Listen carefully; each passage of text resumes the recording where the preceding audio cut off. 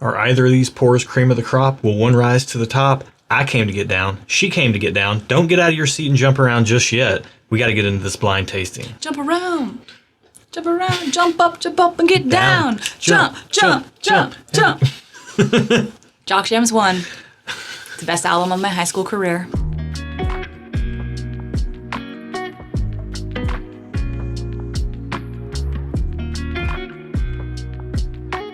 Welcome to Stuff and Whiskey. I'm Erin. I'm Josh. Word to your moms. We're going to get into this blind tasting. Came to get, wait. No. Came to drop bombs. I got more rhymes than the Bible's got psalms. Hopefully these two pours are bombs. Or bomb at least. Let's find out. I hope they're not bombs. I hope they are da bomb. Da bomb. Okay. We're going to get into this. We don't know what we're drinking at all. We don't know what's in either glass. That way you get the most honest impressions possible from us, and our reactions are kind of your review. That's the way we do things over here, because we're not professionals. Reactionary we're just review channel. Average Joe Blow and Jane Does over here. Look at you. Yeah. We've drew these at random from our blind sample pool, full of a bunch of bourbon and rye matchups that are paired up for one reason or another. You know, who knows what this could be? It could be a curveball matchup. You're not making any off the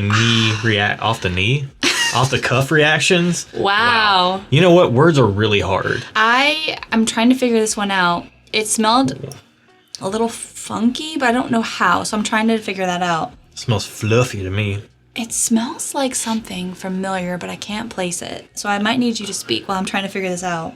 I'm getting big sweet oak, fluffy vanilla, like, you know, cotton candy, the consistency of cotton candy. Mm-hmm. That's what I'm getting with this, except it's not whatever cotton candy. What are cotton candy flavors anyways? Like blue raspberry and cherry or something? Or strawberry? Yeah, blue raspberry and what is pink? I don't know. Watermelon? Pink? Strawberry?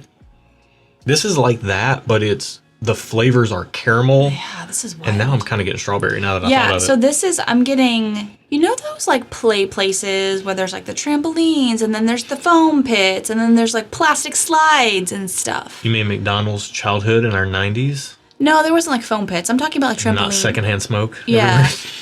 But like, if that's been shut up for a while, and then you open the doors, there's like this stored rubber mat smell. Stale stored rubber mat / hard plastic / foam with funk on it smell that I was trying to place, and that's what I got here on the nose. And it's here. To me, it smells old. Let's get it on the palate. Okay. It kind of stings. Like, yeah, it's got some proof bite. I have a coworker who calls carbonated water, like the flavored waters, spicy water. This kind of reminds me of spicy water, but whiskey style. Okay, yeah, it's got some spice to it, like a rye spice straight down the middle of the tongue. I'm not saying it's rye. I'm just saying it's got spice down the middle of the tongue. It's not coming through with proof heat. It's coming through with flavor and spice to me. I'm getting the cherry vanilla that I got on the nose. All that's correlating over to the palate with a lot of oak. I'm enjoying this. It's sweet. It's quite sweet, quite punchy, quite spicy. Those are all things I like. It's kind of like you. You're sweet, punchy, spicy. I'm a little bit spicy sometimes when you get on my bad side. I'm not getting a lot of sweet flavor. This is more of an experiential pour. I'm feeling things. I'm feeling some heat. I'm feeling some prickly spiciness, but I'm not tasting a lot, and I don't know why. It's probably just me. Man, yeah. That's all I got. It might be you, because I am getting, it is an experiential pour.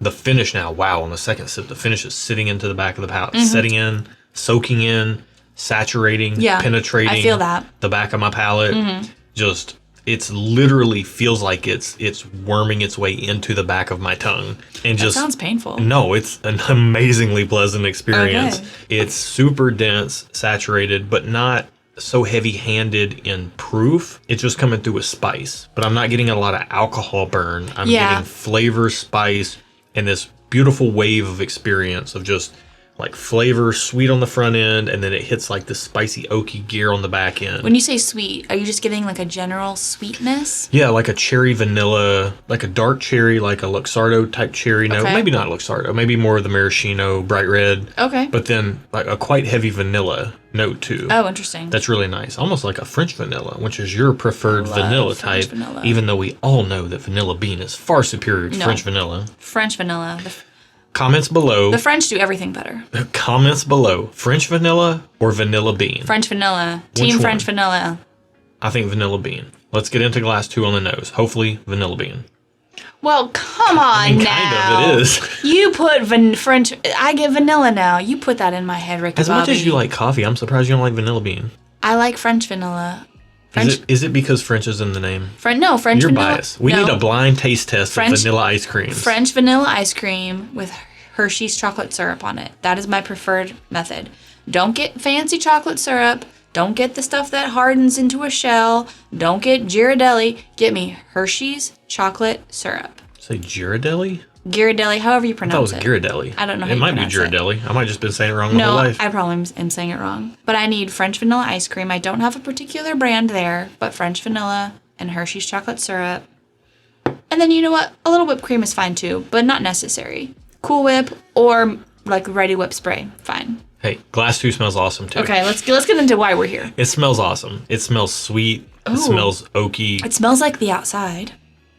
Yeah, there's a little bit of that note in there, like the outside air if somebody comes in from outside to inside. And they smell like the outside. And if you go back to glass 1 on the nose, glass 1 smells kind of savory, like bacon was cooked in the house where you're drinking this whiskey. I can It see doesn't that. smell like bacon itself, but it smells like rendered bacon. It's reminiscent of bacon. I can see that. Yeah, this isn't quite as deep on the nose, but it is still really sweet and really good. It smells brighter on the nose, a little more sharp, I think. Yeah. And I'm getting outside. It's good on the palate. Okay. This is nice. I don't know what I'm tasting. It's kind of just very pleasant. It's more tame on spice than the first glass, but it still does have some spice on the back of the palate. It is also saturating and soaking in and penetrating the back of my palate. Like it's getting in there. It's not as tingly as the first glass, which I kind of liked that in the first glass, but I also kind of like that this one isn't. Yeah, that's funny, right? So like if you're a person that is looking for a whiskey that is smoother, glass 2 seems to be smoother than glass 1. I agree. And honestly, what my mind thinks when I taste a glass that has this level of saturation of flavor and experience without the spice of glass 1, I tend to think that it's either older or maybe better crafted or a better whiskey or a more desirable or more expensive whiskey or whatever. But Gotcha. when you can bring this type of experience in glass 1 with the spice without bringing the proof heat, I like that. Without bringing the alcohol burn. I mean, it is Right. alcohol, so there is some burn, but you guys know, like, there's a distinct burn with, like, ethanol that you can get on some things, and glass 1 does not have It that. is not hot for the sake of being hot. It's not in either of these glasses. Yeah. And glass 2 is Ooh. very good as well. And they seem very similar to me. As I was speaking and pulling the glass away, I got kind of a honeysuckle note on the nose. I can get that. Very pleasant. I liked that. I like both of these. Second sip is a little more drying on Darker. the palate, a little darker. But again, I'm not getting a lot of specific flavors. And I think that goes to show that that's okay if you can't pick up flavor notes. You can still enjoy whiskey. Like, I'm enjoying both of these glasses, and I cannot pick out a single flavor note. I'm just having experience, and I'm enjoying both experiences. Yeah. This will be interesting to take our time because glass 2 for me on that second sip, it went all woody, like straight sweet oak, but a lot of oak. Yeah, And I just felt drying on my tongue. And that oak will do that to you. But glass 2 seems like it might have more age than glass 1. I don't know which one I like better so far because I like the fruity spiciness of glass 1 kind of over the more relaxed experience of glass 2, but then that heavy oak, and that heavy oak almost carries with it like a little bit of a blackberry syrup type of note. Interesting. But it's muted. I wish if that were amped up more and it was more fruity to balance the oak, this might be a landslide. But right now this is neck and neck. We're like the Kentucky Derby, which these taste like Kentucky bourbons, and we're coming down to the finish line and we don't know which one's going to win. I will say the finish on glass 2, as you're sitting here talking, is still lingering. Yeah, it's all got a nice finish. It's not unpleasant though. It's very warm and cozy. Yeah, it's like a warm, cozy blanket with a little bit of weight to it. Yeah, like a weighted blanket. But glass 1 had a great finish too. I know. We're gonna spend some time with them. We'll be back with our full thoughts, which one we prefer, our ratings, and all that. See you in a second. All right, I'm still a man torn, but Erin says she's ready to go, so we're going, and I'll figure it out as we go. Where are you at? As I drank these, they became more and more hard to pick a favorite. First, I think they're higher proof than they drink because my lips are literally tingling. Like when I put on lip plumping lip gloss, that's what this feels like. So between what you last saw and this, I took a sip of water, cleared my palate, and then I started with glass 2. And I got cherry and Girl Scout cookie shortbread cookies. Okay. Like the ones in the blue box, I think. Delicious. Then I went to this one and I got like a southern sweet tea with maybe about half as much sugar as is in normal southern sweet tea. Loved it. I like them both. I'm giving each one a thumbs up, and honestly, it's going to depend on price if I change my scoring. Okay, so I had no preference. I couldn't pick. Right now, if I were going to pour you a glass of one or the other, which one would you want me to pour you? Probably the shortbread cookie with the cherry. Okay, so there's a slight preference then. There's a slight preference for right this moment, but I wouldn't be mad at either. Okay, this is really tough for me, guys. I think for me, clearing my palate with some water really helped me be able to actually taste things, which was interesting. Yeah. Because that hasn't historically happened before. So you never know what your palate's going to be like on any given day. Glass 1 for me, that vanilla bean ice cream on glass 1. And that note, when I can latch onto that note, I love it. There is like a little bit of a funky oak note in glass 1 that I could see some people reading as sour and being a little off-putting. To me, I loved it, and I love the nose. I think I picked up on that on the nose when we first smelled it. Glass 2 to me is all dark. It's just blackberry. It's a little cherry, like you said, but predominantly it's all blackberry syrup and heavy oak. And I'm really torn right now. I'm going to give both thumbs up. They're borderline both 2 thumbs up for me because I really, really, really like both of these. They're very good. I enjoyed both of them, and I would not be mad if either of them were in a price range that I would deem okay. I'm really torn with this because I love the vanilla bean note on glass 1 and how predominant it is. If it weren't that forward, then it would be easy to pick glass 2 because I think glass 2 is probably the better pour if I had to guess. Why? Why do you say that? It presents with more age, more oak, more balance. It presents with more age in what way? More oak, more balance. I just said all the things. Okay, I didn't know if that was related. Like, because you said you listed 3 things. I didn't know if the second 2 were related to the first. So with more age comes a little bit more oak influence. Also comes a little bit more balance. Glass 2 seems a little bit more relaxed. Less spicy, but I really like the liveliness and that vanilla note on glass 1. Well, let's see how much they are. I'm really torn. I think, honestly, we're both torn, right? I said if you had to have another pour of one or the other, which one would you rather have? And you said glass 2. I think if you pressed me, and you should press me to do the same question. No, not like that, but like, I would probably have a pour of glass 2 because I think it's the more unique experience. Okay. But here's the thing. I like glass 1 just as much, just for different reasons. Yeah. So if one of these is available versus allocated, I'm not saying they're the exact same experience. They're different experiences, but they're both pleasant experiences in my book. They also, to me, seem like they're cut from the same cloth. Interesting. Like they're both very good. You gave your scores, right? Yeah, I'm thumbs up on both. Okay. Strong thumbs up. Okay. Very close to 2 thumbs up on both of them. And your thumbs up on both as well. All right, so let's find out. By the way, I'll say I've had bottles of whiskey that I paid $100 for that I don't like as much as I like these 2. Oh, interesting. They're up to $100. I'm not terribly mad at it. Let's find out the price on glass number 1. My darkness is down because, you set it down. Number 60 in our pool. $150. Okay, I can't say I'm surprised. It's very rich. It's very dense. The finish lasts forever. That makes sense. When I think $150 on the shelf, I'm thinking of Calumet 16. And that I would prefer to have over Calumet 16. Okay. So I think that's a fair price. Okay. I will stay thumbs up. I don't know yet. Okay. Glass number 2, number 59 in our pool. $300. We did prefer it.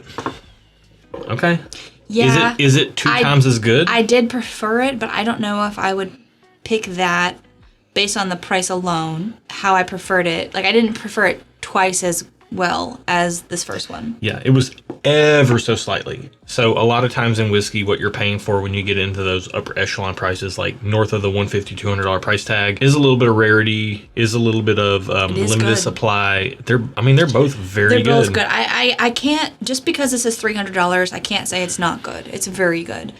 I'm notoriously kind of cheap when it comes to whiskey, so I would not spend $300 personally on this. However, if someone did, I would not fault you for that, because if that's like, my priorities aren't spending money on whiskey. I've got other things to spend money on. So are you going down to just okay, or are you going down to thumbs down? I'm going down to just okay, because I could take it or leave it. And if we had the extra money in our budget, I'd probably be like, hey, you could pick up a bottle of that, but I don't have to have it. I'm staying thumbs up. $150 is still a lot of money for me to spend on whiskey. Just as someone who's like a whiskey enthusiast, it's a lot of money. A casual whiskey sipper that appreciates good quality. I appreciate good quality, and both of these are good quality. Oh, y'all, I'm torn. Are you going to go to just okay on glass 1 too? I think I have to go just okay on both of them. Okay. And only because this is experience and price and my personal value that I place on spending money on whiskey. Josh is different than me, so Yeah. I'm a little more loosey-goosey with the purse strings. Yeah. Yes, you are. Okay, where are you? I'm so torn. To be totally honest, for me, 2 thumbs up means I have to have a bottle of it. Thumbs up means I would love to have a bottle of it, and I want one. Just okay means I could take it or leave it. And honestly, at $300, I feel like I probably can take or leave glass 2, even though I do slightly prefer it. Yeah. And I do think it's very good whiskey, and I feel like probably what you're paying for is the unique experience, and it is a unique experience, to be honest. And it's probably very limited or whatever. I don't think it's out of line to ask $300 for this. However, they were close. Make a decision. I'm so torn. Okay, where are you at? You're just okay on both? I'm just okay on both. I'm gonna... You do you. I can't remember a more difficult decision on this channel. I'm gonna stay thumbs up on glass 1. I am gonna go just okay on glass 2, even though I really, really like it. That's tough for me to do. Yeah. If I like something and I go just okay, but honestly, if you held a bottle of glass number 2 out to me and you said, here's this for you, $300, give it to me, I'd be like, yeah, it stings a little bit. Oh, I don't know if I like it that much. Yeah, it stings the pocketbook. Look, we're totally blind. We have no clue what's in either glass. We'll find out in a second. This is how you get the most honest opinions possible. Yeah. Okay. So, glass number 1, let's find out. Number 60 in our pool, bottom one in our key. Bardstown Discovery Series, number 11. Really? Wow. Yes. So, what's glass number 2? Russell's Reserve Single Rickhouse CNF. And the Bardstown is 118.1 proof, and the Russell's is 117.6. Yep, sure is. CNF? So, I feel like we've had that before. Have we tried that before, CNF? That's like supposedly really good. We've tried CNF. We've tried Bardstown 11 on the channel before.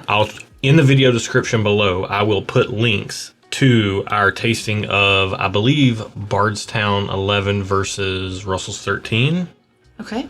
Down there, these tasted like really great turkey to me. Wild turkey. Also, real these quick, are wild turkey. Before I forget, I'm not sure who gave us what sample, but these samples were given to us in order. John Michael Elder. John Michael Elder gave us the Russells, and Mark Christensen gave us the Bardstown. So thank you guys. So glass 1, Mark, thank you. Glass 2, John Michael, thank you. Wow. These are both very good, and it's really unfortunate that the Russells is $300. The thing is, if the CNF the Camp Nelson F had the spice of the Bardstown. Is F like the number of the warehouse, the letter of the warehouse that it's in? Okay. If it had the pop of the Bardstown, then it would be a landslide for me. You mean the spice? You said spice? Yeah, the pop, the spice, if it had liveliness. The spicy waterness of it? It's a little relaxed in comparison. I kind of like that. Well, Although, and a lot of people hold will. on, I feel like you call glass 1 relaxed. No, I say glass 2 is relaxed. Okay. Glass 1's like a puppy, an excited puppy. Glass 2 is like that puppy's aged, and now he's just sitting in the light by the window. Okay. I might have 100%. misheard you. I think You did. I think you have throughout this video called both of these glasses relaxed. No, I said glass 1 had spice and pop and everything since the get-go. Okay. She doesn't listen to me, If y'all. you're right, then I apologize. You know but what? when I'm right, please show it to the viewing audience. You're always right, but this is the one circumstance which you're not. So please, in the comments below, don't... Look, we want to keep it positive over here. Don't tell Erin she was wrong. Don't do that. Just tell Josh he was right, if he's right. Just say Josh was right. But you guys have seen the video. You can watch back the tape. I feel Don't dig your hole deeper here, I lady. feel like Josh said at some point when he was talking about, when he was giving his scoring, he said something about glass 1 being relaxed. Don't dig your hole deeper. Okay. Okay. Bardstown Discovery 11 is very good. 75% of that blend is 13-year-old wild turkey. Russell's Reserve Single Rickhouse CNF, Camp Nelson F. I think it's rumored to be 10 to 14 year. Okay. With a lot of 12, 13, 14 year. So they do compare comparably. We did both prefer the Single Rickhouse CNF at $300. I did think these reminded me a lot of turkey products, but I try not to think about that. Right. You know, both very good, but I think this does go to show that with something like CNF, that's a very limited product that gets marked up to $350, $450 in a lot of markets. There are products on the shelf that aren't exactly the same, but can give you a somewhat similar experience as far as like flavor saturation and overall impact on the palate, even if it's not quite as dark and rich as the CNF, but it had more spice and more fruitiness, which I liked. So yeah, I don't know. I don't know what there is to take away from this, but this is part of a three-way triangle on our channel of CNF and Bardstown 11 and Russell's Reserve 13. So it's like interesting. Each of those face off Okay. against each other, and I always forget that that's in there, but it's in there. And right. we just got the second one. I'll put a link in the video description of the first one, and I think now we have CNF versus Russell's Reserve 13 coming up at a future date. At some point. Who knows how It long. could be 2 or 3 years from now, the way our blind pool works. But if you like the blind pool, if you like the honest opinions we give you guys, like the video, subscribe to the channel. You're going to get this stuff 2 times a week, blind tastings in your inbox or in your, wherever the bell goes. In your feed? In your feed. And if you hit the bell, you'll know when we go live. You get notified when we post a video and when we're about to go live. We're an Instagram, we're a YouTube channel with 20,000 subscribers, and I don't even know how YouTube works. Do you even YouTube, bro? I do not. No, I do not. So, anyways, do the things. If you want to join our Patreon community and get samples of this stuff, come on over. Join in. Sign up. Come on in. The water's fine. Yeah, over on whatever they say. Over on Discord, we have, people are doing sample swaps. If you want to try either of these, you can post up that you want those. Somebody will swap you something that you have, or just send it to you, because we have an incredibly generous audience. Amazing people that are a part of this. That's where we release our barrel picks. Yes. In the fall, we're going to do some Russell's picks. Yes. That's coming up. And if you want shirts that are cool like this, then you can check those out at stuffandwhiskey.com. That's it for today. That's all, folks. Be good to each other, and until next time, cheers. Cheers.